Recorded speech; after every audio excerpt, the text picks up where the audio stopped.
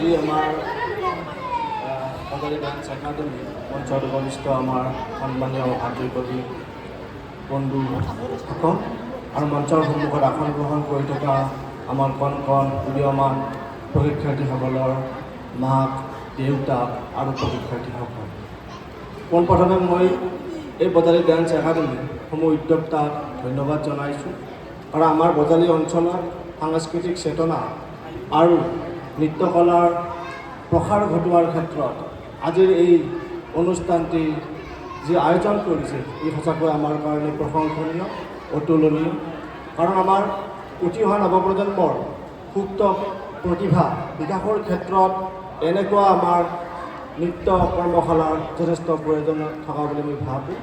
আৰু এনেকুৱা নৃত্য কৰ্মশালাৰ অনুষ্ঠানে আমাৰ উঠি অহা নৱপ্ৰজন্মক মঞ্চত আত্মবিশ্বাস আৰু আমাৰ এই নৃত্য নতুন শৈলীৰ দ্বাৰা আমাৰ প্ৰশিক্ষাৰ্থীসকলক অনাগত দিনত আমাৰ বজালী তথা সমগ্ৰ অসম ভাৰততে এক সুকীয়া নৃত্যকলাৰ এক স্থান দিব বুলি মই আশা ৰাখিছোঁ।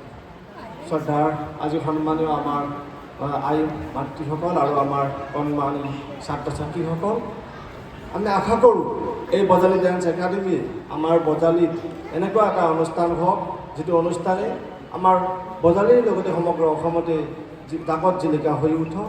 আৰু আমাৰ বজালী আমি যেনেকৈ আমি কওঁ যে বজালী শিক্ষা নগৰী, নাট্য নগৰী, আৰু এই নৃত্যৰ ক্ষেত্ৰতো আমাৰ এক নগৰী হওক বুলি মই আশা ৰাখি মোৰ দুআষাৰ মই ইয়াতে সামৰণি মাৰিছোঁ। ধন্যবাদ।